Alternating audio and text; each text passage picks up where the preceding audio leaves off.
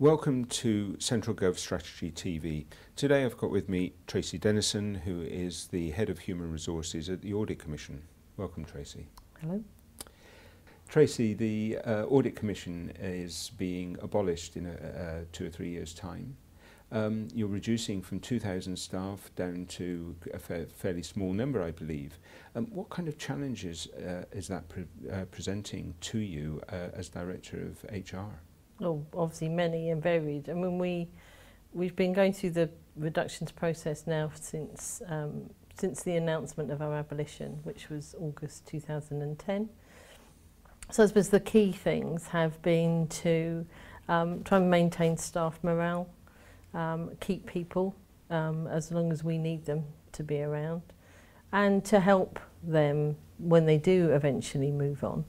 To have the best opportunity of a new role somewhere else. So at the beginning it was really about trying to help people deal with really all the emotions that they felt as a result of the decision to abolish the Commission.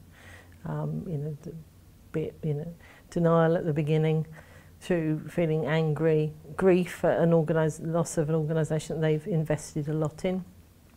Then, people are going in different directions. Some obviously will choose to leave early. Many will remain and eventually be made redundant. And then another sizable number will transfer from the public sector into the private sector. And what does the support that you've provided look like? How have you supported your staff? Well, I think the really important thing in any change programme is just communications. You've just got to keep talking to people, even when you've got nothing to say. And there have been lots of times over that sort of 2-year period now where we've had no news at all. We've known that there's a big question we need an answer to, but we haven't had that answer from government.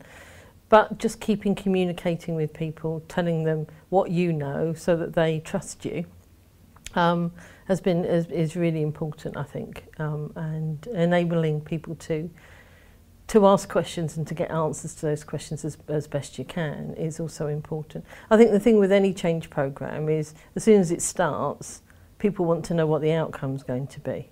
So as you say, this is going to happen. Okay, so what's going to happen to me? And obviously you're not able to answer that question. We haven't been able to answer that question for many staff for months and even years. So trying to keep people on an even keel really while that's going on.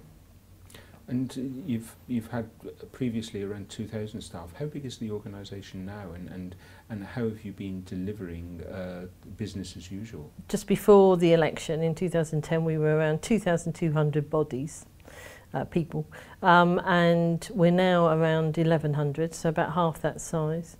A lot of staff, as I say, will transfer to the private sector come the autumn, and then we'll be around 70 by April next year. I mean, some of those staff, as they have gone, their work has gone as well. So we stopped particular programmes of work and staff left as a result.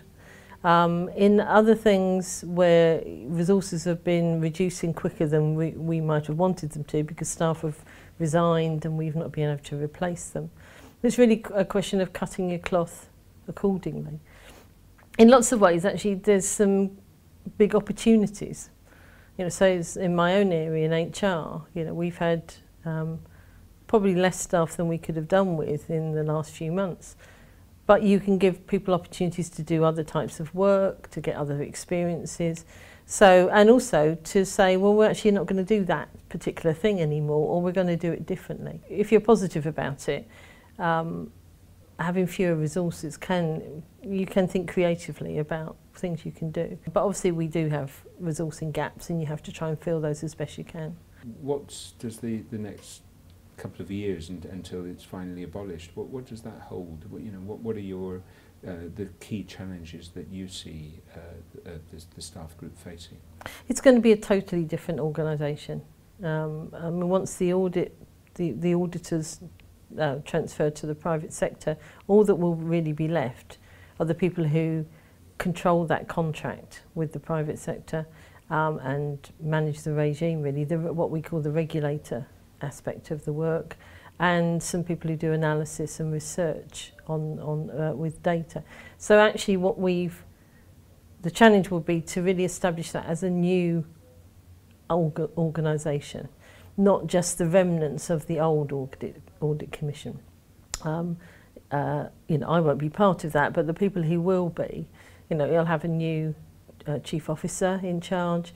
I think they will need to set their own vision and strategy for that new organisation and give it a sense of, as I say, being a new organisation with its own purpose, not just the dregs of the one that used to exist. Tracey Dennison, thank you very much for your time. Thank you.